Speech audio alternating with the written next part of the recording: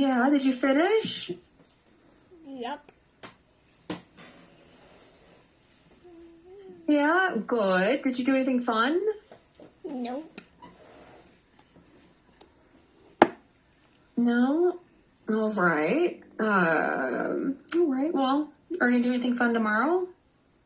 There'll be a birthday party tomorrow. My birthday is supposed to be this week's Tuesday. We just thought, my parents just thought, it's better if it's not, if it's, if you make a party, you have a party at the time when no one needs to go to school. It's not school day. That's a good idea. My daughter has a friend who has a birthday party next week on Tuesday. Oh. And it's from, school night. And it's from 7:30 to 9:30 p.m. Ooh. And it's one of her best friends. And that means we wouldn't get home until around 10:15. And I'm like, no, because she has to wake up at 6 for school. That's not good, right? Yeah. Yeah. All right. Well, so what are you going to do? We're gonna play a game. We're gonna eat cakes. Yeah. All right. Good. What kind of cake? Chocolate and berries. Oh, okay. Did you pick it out? I just picked out 3 of them and made my mom choose one. Yeah. Oh, you mean, what did your mom want? My mom wants I did not look. Yeah. All right. All right. Well, very good. Well, it's a cloudy day. We were supposed to have pictures, but I don't know if we're going to have pictures now because it's kind of rainy. It rained yesterday. But we're going to play tennis later and go to the ballet. So that's ours. So anyway, we have a big story today. So we have animal communication. So how do you communicate with your friends? We use language. Yeah, that's all. Yeah. Okay, but that's language is the words, but how do you transmit the words? We use expressions. Yeah. Like, think of ways to communicate. Look at the pictures. Think of things like this, smoke signals, radio, TV, phones, pencil and paper, sign language, right? These are what the kind of things that we're thinking of. How do we communicate? So not just like a language, but what if you can't speak, right? Like, how do you know what your dog wants?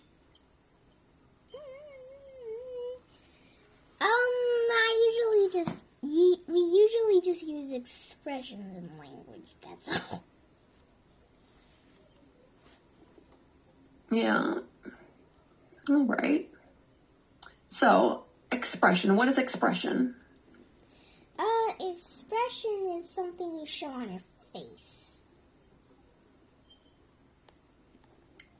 Only on your face? So, I want you to think about communication like with animals. All right. Communication isn't just like language and like your face. Communication is how we get a message to someone else, like in any way, like, through a look, through your body language, through writing a note, to doing something with your hands, like a wave. A thumbs up is communication. A thumbs down is communication. Putting your hand in, okay, this is communication. Oh. So that's all communication. Okay.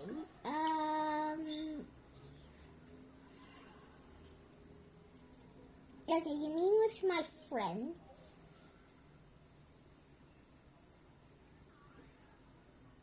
Yeah.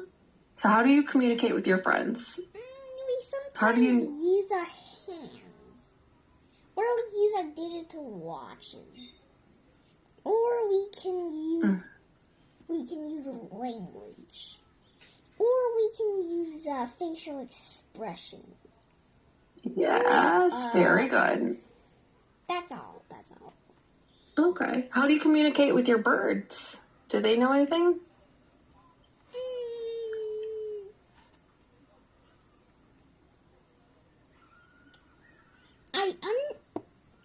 Sometimes I know what mochi means. I don't know how to talk to Yeah. him.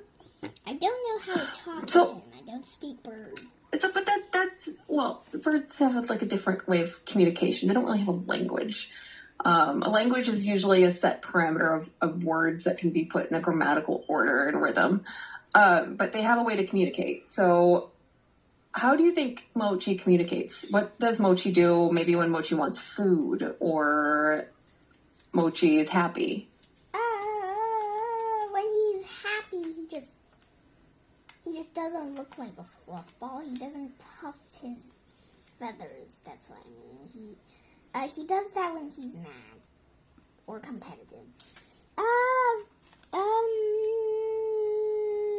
He usually just looks like what he looks like when he's not mad, not sad, not spooked. When he's happy, I can't. Yeah. He knows how to play. He knows how to make humans happy. He just rubs his face on our hands. Aww, how do you think he learned that way to communicate? You think that he... I don't know. Maybe it's since every time I stuck my hand in there when he does that, I always just keep my hand there or something. I don't know how he learned that. He was previously raised by another human. Maybe that human taught him. It was when he was a juvenile we got him back. He's not a newborn at that time. We don't know how to feed him with milk. Oh, okay. All right. Oh, I wonder what I wonder is like newborn birds. I actually don't know what is a newborn bird called. I wonder if we have a name for that one. Oh, just a hatchling. Yeah. All right. So hatchling, nestling, fledgling. All right. I knew that. All right. I just thought there was another word for it. Anyway. All right. So let's continue. We're going to go through our words now. We have vocal and infrasonic. Vocal is relating to the voice or speech. Humans use their tongue, vocal cords, and other related body parts to speak. Some sounds involve their vocal cords. So do infrasonic sounds, which are too low for humans to hear, which is the definition. Yeah, you're right. No, there's... I always love when they reiterate. We call it being redundant, Ivanka, when people reiterate the same information, like in a different way, redundant. I remember reading this book in a hotel in Thailand, and it said, Koh Samui is an island surrounded by water.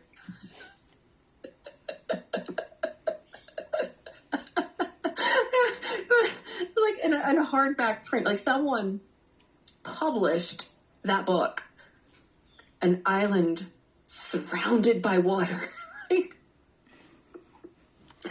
So sometimes, yeah, if I was the editor, I may have chosen different words. I don't know.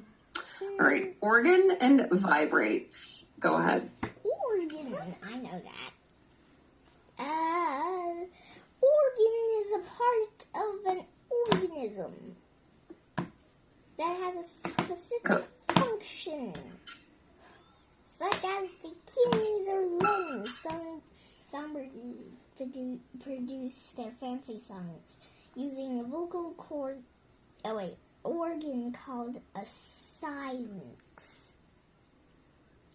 I don't know. Very good. Vibrates. Okay. Moves back and forth very quickly. Each side vibrates on its own when air moves over the syrinx. I've heard it pronounced both ways, actually, the syrinx and the syrinx. Syrinx, okay.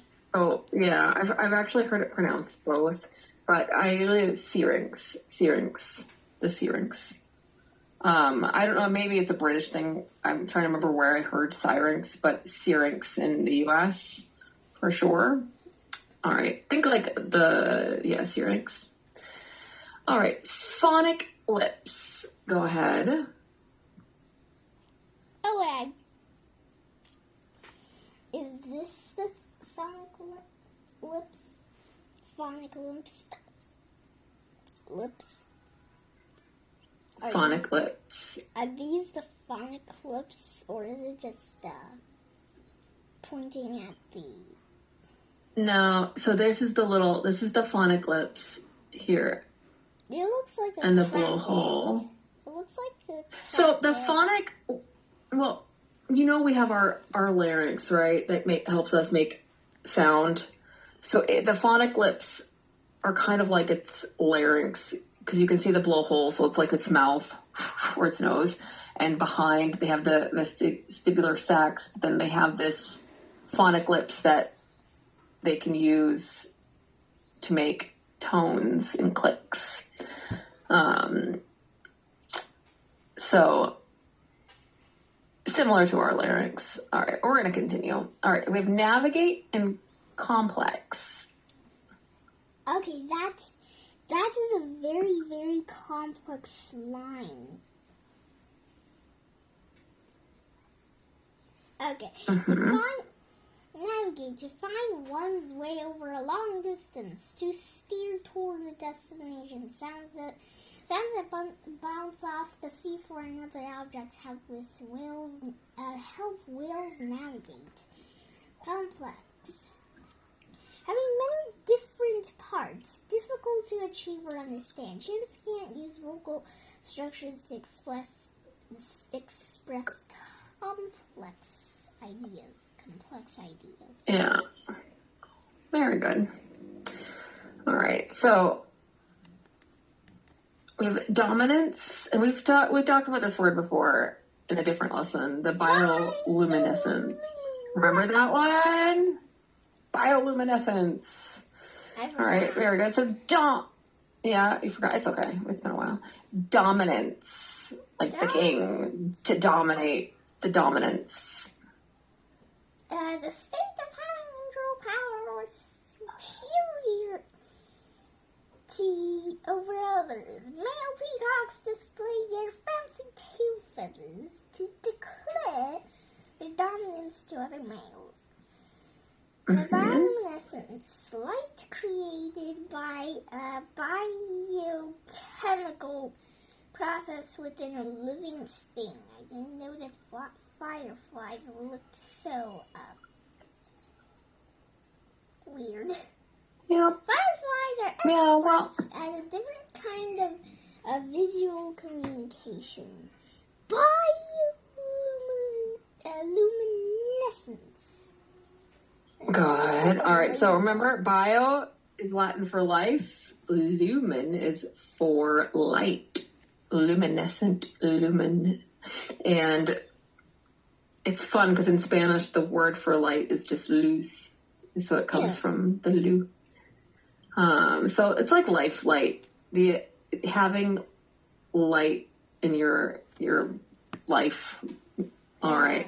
Glands in your body. Glands. Let's see. What are glands, Ivanka? Two very interesting things that look like they're morphed together. Glands, organs that make and give up substances that are necessary for body processes. These chemicals come from special glands glands on different parts of an animal. Oh, Good. one thing I wanted to tell you, I think they Yeah. said something about leaving a scent trail. I just wanted to say Oh. something. Hamsters, they have that too. Dwarf hamsters, let me think. Dwarf hamsters have them on the side or the belly. I think the belly. Syrian hamsters, which are significantly larger and have black ears. I remember our discussion about those. I Yeah. Googled them. All right. Good. Syrian hamsters have probably their scent glands, it's called, on the sides. On two sides. Here and here. I think. Okay. Yeah. And so, do you remember how do they communicate with those? You mean hamsters? Yeah. So, how do hamsters? We were talking about these scent glands, right? So, what do you think? What do they use them for? How do they use them to communicate? They use them to. I think. I kind of forgot. It was a long time ago I learned this. It was to mark their territory. Can you guess? I think it was to mark their territory. Plus, you know, if you have two hamsters in the house, maybe one is named Tom and the other is named Bob. Tom might find Bob's scent on the floor. He would say, "Oh, Bob has been here. Well, that's interesting. I'm going to catch him."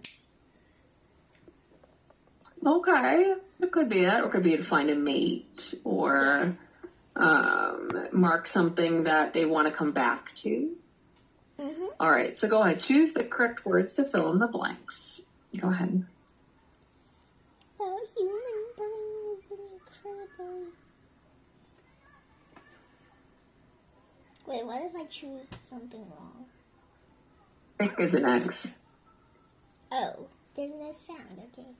I thought there would be sounds. Yeah, I'm okay with that, because sometimes the sounds are a bit much. I mean, in my teacher notes, there are no sounds in this lesson today, but sometimes the actual lesson will have sounds, so I'm just hoping. So remember the bees, and the bees wouldn't stop. All right, so review the meaning of the words and make your own sentence. So go ahead. Let's pick dominance. Can you give me a sentence using the word dominance? Or you can use another version. You can dominance to dominate as the verb as well. Both are fine.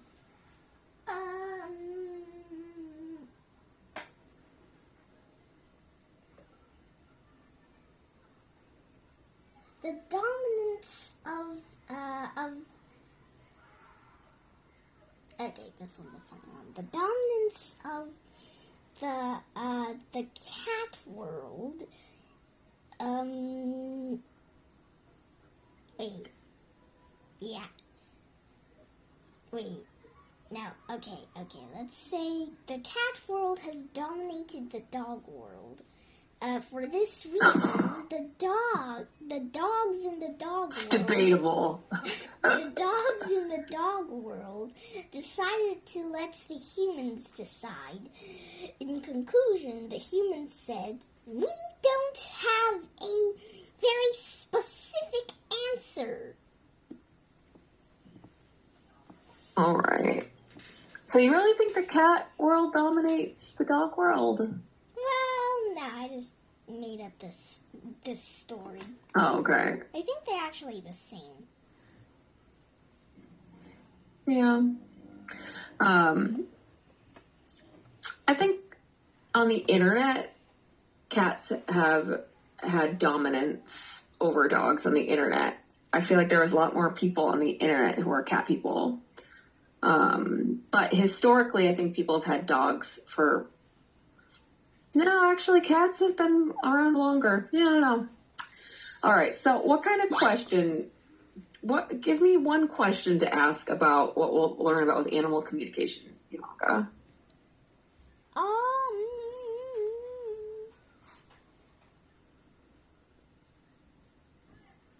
What do you want to know? Give me a very specific, detailed question. Like, what do you want to know about animal communication?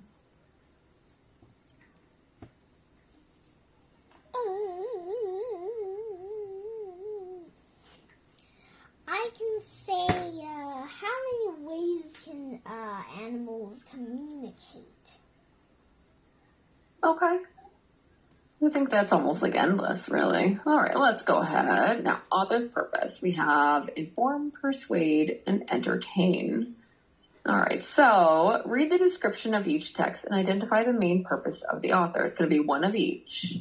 All right, so which one is to entertain, inform, and persuade? So, Blue, go ahead, read that one. What do you think it is? A script of a TV show about a detective who can read minds of animals. I think it's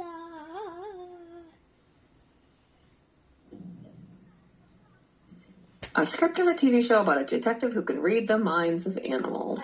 So, do you think... Well, is it trying to get us to believe something, or is it funny, entertaining? Yeah, it's entertaining. Very good. All right. Next one. This one is persuade. Arguing that people should protect endangered species, or just let them survive on their own. This is persuade. All right. A booklet with directions explaining how to cook the pizza. Inform. Yes, very, very good. All right. So we have our book time. So you had your question. How many ways can they communicate? So can you predict an answer to your question based on just this page? 1, 2, 3, 4, 5. Maybe 5. Yeah. All right. So we have sound, sight, chemicals. I don't know. I feel like communication between species. I see sound, sight, and chemicals, which would be smell. Well, let's find out, shall we? As you read the book, think about how and why animals communicate and find the answers while reading. All right, let's go. Many ways to communicate. All right, Ivanka, go ahead. When people hear the word communication, they often think of human speech. Although humans also have other ways to communicate, smiling and hugging among them, speech is one of the most important. Speech requires skills and often body parts that other animals don't have. Body parts that other animals don't have. So, there's no doubt that they communicate. Non-human animals communicate in many ways. The reasons usually relate to food, staying safe, finding mates, or alerting others to their presence. They have an amazing range of communication methods, and most species use more than one. Good. So, again, yeah, you can read that one. Why do animals communicate? They communicate to talk about food and maybe, for example, ants. Well, they trumpet when they're excited, angry, alarmed. Surprise. Animals communicate to usually warn others about danger or say, "Hey, look, there's food right here. Follow me." Or follow the scent I left.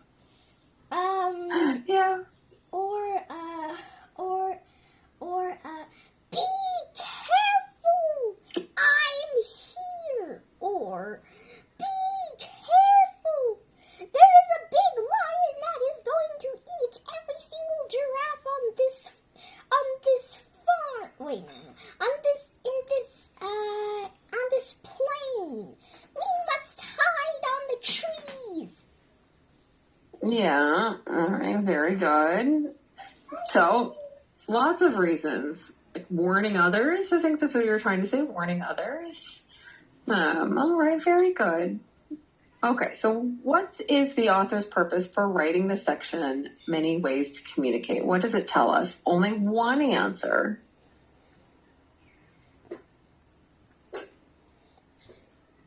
Mm.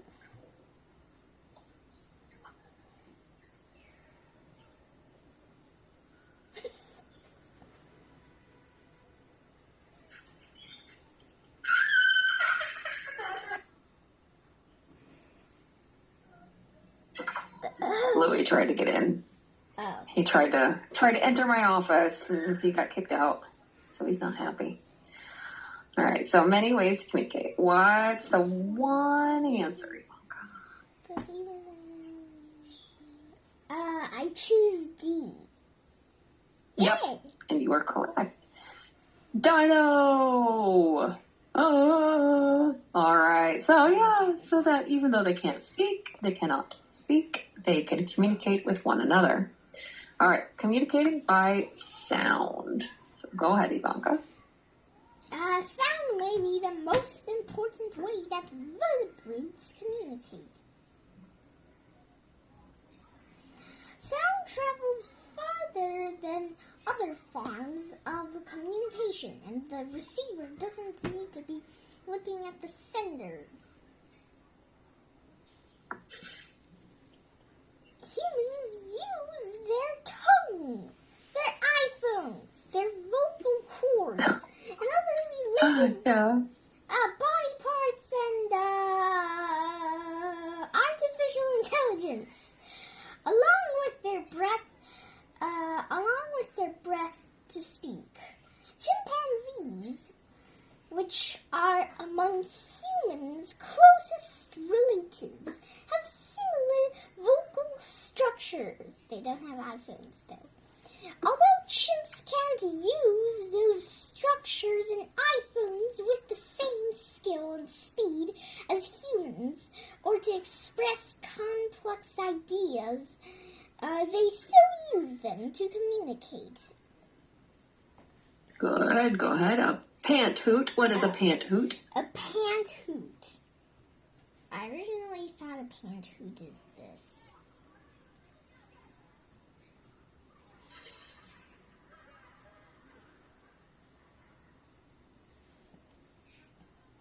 A pant hoot is a form of long-distance communication. It starts as a low, breathy call that turns into a loud scream. Each chimp has its own unique pant hoot. Not this one. Yeah. So let's look at this one.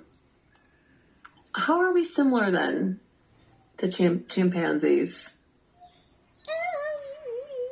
We can both use tools. We both can communicate. Yeah. Good. Very good. Yeah.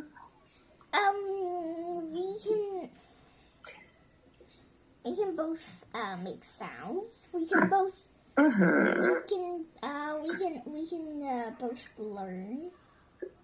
Yeah. Good. We can both make the pose eat food.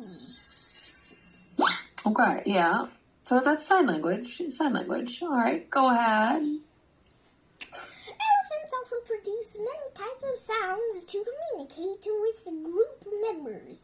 Trumpet calls involve forcing air through their trunks.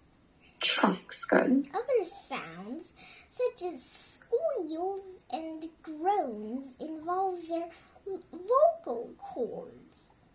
So do infrasonic sounds, which are too low for humans to hear. These deep calls, which travel for miles, allow elephants to send messages over long distances. Songbirds are another group of animals that use sound to communicate. They are famous for their amazing melodies. songbirds may sing to attract a mate, guard an area, check in with others, or ask for help. Their songs may also call attention to predators or food. Songbirds produce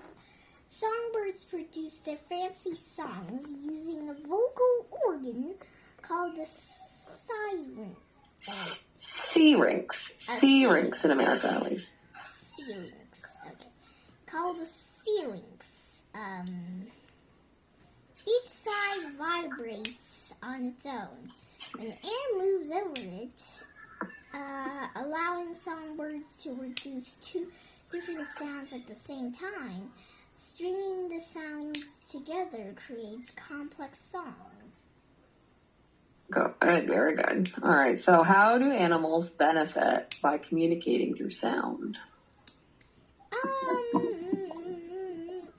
I think they can ask for help. They can make a territory. They can attract a mate. They can call attention to predators or food. They can produce songs that make humans relieved, which is not in the passage. Yeah, it gives us music that is calming. Like, I've listened to whale sounds before. All right, let's continue. So whale communication. Okay, whale communication is a popular subject for study. Scientists divide whales into two groups.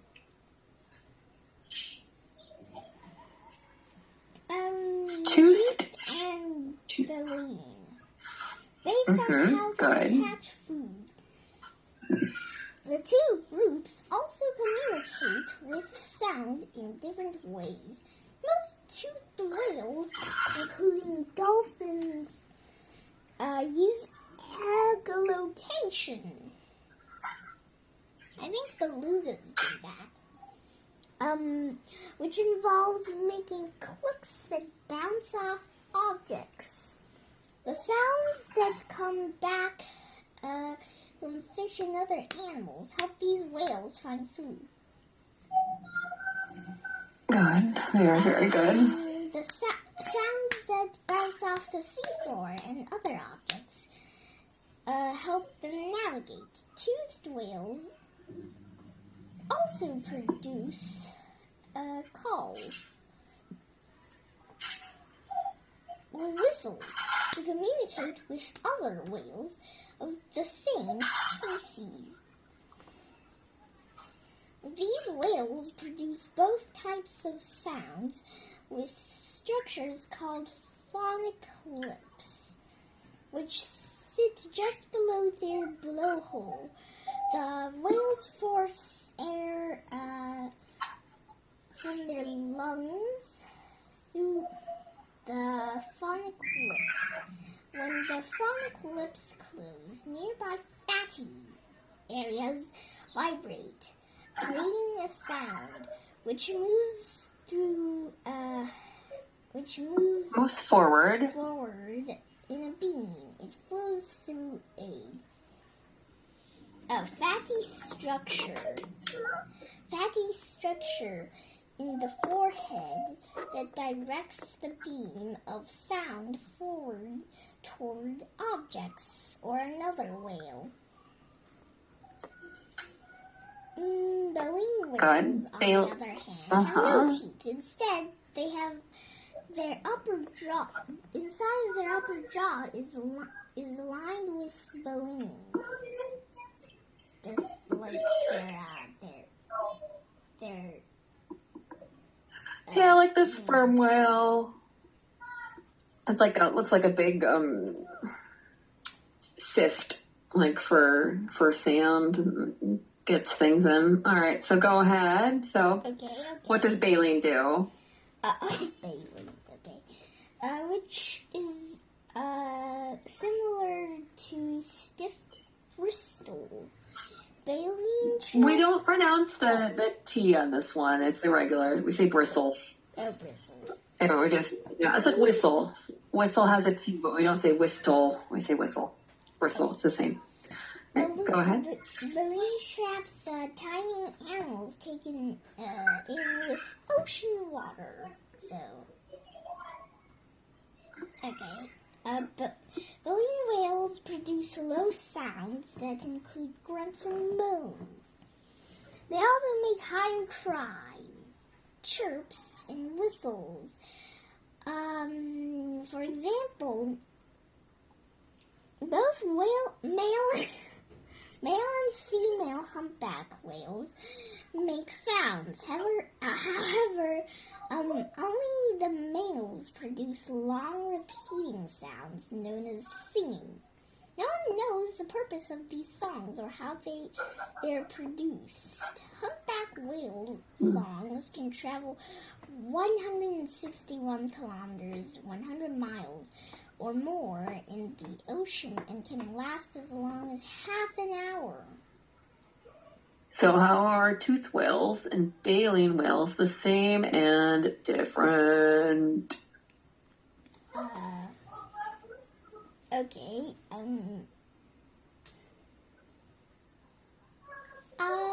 toothed whales and baleen whales. Okay, let's see. They're both whales. Yeah, good. They definitely can both make sounds. Chirps, Yeah, cries, good. whistles, moans, grunts, chirps. They probably both have the same organs. They have similar body shapes. Good. Baleen whales, they don't have teeth. Toothed whales have teeth, as suggested in the name. Yeah. It's firm grasp of the obvious. It's very good. I don't know if baleen whales use echolocation, though. If they do, I guess that you can say that's those.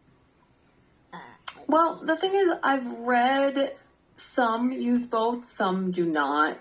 So, but they both communicate. Like the beluga whale is very special because it uses both, and it's known as like the canary of the sea.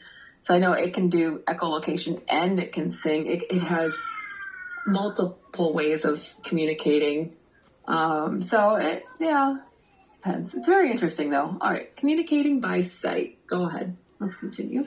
Communicating by sight. Visual communication. The animal world takes many forms. Tails come in especially handy for this purpose. For example, male peacocks display their fancy tail feathers to attract females and declare their dominance to other males. Dogs often wag their tails to express joy, but tail wagging in cats usually means the opposite. It means they're mad or pissed off. Male rabbits show the white fur under their tail to get the attention of a female. However, a female rabbit shows the same fur to her young to say, "Follow me, I'm your mother." Other primates, like humans, use many different facial expressions to communicate their emotions. Very similar. Yeah, but sometimes the emotions, the facial expressions don't mean the same thing.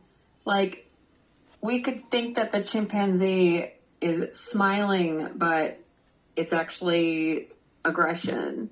So that happens sometimes where we confuse the facial expression because of that.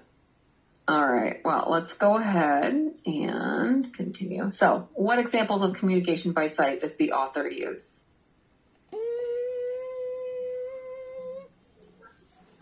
They use facial expressions. They use tail expressions. Good, very good. So that we have tail wagging. What do male rabbits do? Yeah, the marking on their tails thing. Yeah, they show off their little bum bums. They're like, look at my white fur under my tail. Look at this. Peacocks, they show their big old feathers. And they're like, look how pretty I am. All right, go ahead. Let's continue. That is a lot of bees. Other body movements also send clear visual messages. Bees do a waggle dance. To let other bees know they found nectar. They do that on human hands too. Waggle dance. The waggle dance. Yeah, I saw that. I've seen that. Yeah. Horses flatten their ears when they're angry and paw the ground when bored. Worried or in pain. Many animals share their moods by making faces. One more thing I want to mention, I didn't just see bumblebees do the waggle dance on videos. I've seen them in person too. Oh, nice. Very nice. All right, continue, and then I want to tell you my little story. Go ahead. Fireflies are experts at a different kind of visual communication, bioluminescence. Animals may use bioluminescence to communicate with their own species, a different species, or both. Young fireflies use it to warn predators that they don't taste good. They taste like bulbs, probably. Some adult fireflies use it to recognize each other and choose mates. Many ocean animals, including some jellyfish, octopuses, and sharks, also use bioluminescence to communicate. Good. All right, so the waggle dance, when they find nectar, I have 3 children. 2 of my 3 children, when they were excited about food before they could talk, like when they're like 1.5, when they started eating food, I called it the waggle dance. Penelope, my oldest, she would sit in her high chair and she would see the food and she'd be like, Capucine, my middle, did not do that. But Louis, my son, when he sees food, he's like, oh, and he like wiggles. And it's really funny, and I don't know why. Just two of them, not all of them, just 2. Capucine did not. She was talking very early, though, so maybe she didn't need to use that as a way of communication because she was speaking very, very early compared to the other 2. So I don't know. All right, panther chameleons. Let's go ahead. Panther chameleons that don't look like panthers. Yeah. Well, I think they're just like the stripes. Chameleons change color depending on their mood. Moods. Tiny crystals in their skin cells help control the color. For example, this guy must be changing color. Somehow somebody saw it and took a shot of it. Okay. Yeah. So, have you ever seen this type of one? Well, have you ever seen a chameleon communicate? No, I've never seen a chameleon communicate since when I was young. I never had an interest in chameleons. I think I once saw a chameleon in somewhere where you can work with you can actually touch the animals there. I think it was at my grandpa's house. No, it's not in my grandpa's house. Yeah, it's not in my grandpa's house. It's somewhere in my grandpa's city where he lives. Yeah. Okay. basically, when they touched the chameleon, I agreed. I just didn't really show interest in it. It looks very, Okay. Well, that's okay. very derpy. It looks very derpy. Yeah. All right. Well, derpy. I like that word. I remember you telling me about that one last one. All right. So, how do fireflies use bioluminescence? Only one answer here. They use it for different ways, but there's only one answer in this one.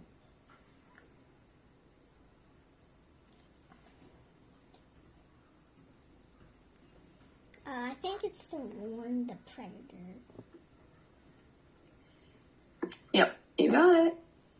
To attract predators. Come eat me! We would say attract prey if, is trying to get prey to come to it, like the mushrooms who are bioluminescent. All right, communicating with chemicals. Let's go ahead. So pheromones. Okay. Animals send messages to others of the same species through chemicals called pheromones. These chemicals come from special glands on different parts of an animal. They are usually detected through the sense of smell or taste and can communicate different kinds of information. Ants are well known for their use of pheromones. I know this one. One purpose is to lay scent trails that other ants follow to food. Another is to make themselves known to other members of their colony. If they entered the colony of a different ant species, they would be attacked. Many animals use pheromones to attract a mate. In alligators, the males produce the pheromones. Just something I needed to say. In one video, they said you should not make a walking ant on the street turn around. Or else ants, they would run in circles. It would eventually exhaust to death. Oh, really? Yeah. Oh, well, they only live like a few weeks anyway, so... It's the death circle. All right. It's depressing. All right, go ahead. Like, among moths? Among moths, however, the females give off the pheromones. Some male moths have such sensitive antennae that they can pick up the scent of female from miles away. Male moths have extremely furry antennae that help them find female moths quickly. They need to because the adult moths only live 1 week. Something I need to mention. I have a bunch of moths. They're all dead. It looks very disgusting. They're starting to rot. I think we should throw them away. Yeah. Marking territory is another common use for pheromones. A territory is an area that an animal protects against others of the same species. Scent marking with pheromones is a way to let others know that one owns the area. The animal may try to keep others out to lessen competition for food, mates, or nest sites. Rabbits, for instance, mark the ground with a clear liquid from glands on their chin. Antelope place scent from their facial glands on leaves. Some animals mark an area with pheromones that mix with urine, pee, or dung, poop, or both. In this case, dogs would do that. My dog likes it. Yeah. All right. Well, we're going to go to our question for today. So, why do you think animal communication is a popular area of study, Ivanka? Since I want, maybe you want to understand what they mean so that you can help them more. For example, if you meet an elephant, the elephant says help! I am so hurt. I need to protect my family. Please guide us, human. If you can understand what the elephant meant, you can be able to guide the elephants to a safer area, which helps them. Okay, that's good. I think that we've always been curious. We want to know what they're thinking, right? There's the movies, Dr. Dolittle and all these things. Like we want to know why they do what they do, and if we can communicate better with them. Great. So what are you going to do now, Ivanka? What do you have planned for your day? I'm going to do more homework. I was done with one homework. I still have another homework. Well, good luck. I hope you finish it very, very quickly. And I will see you in our next class, Ivanka. Good job today. See you. Bye-bye. See you.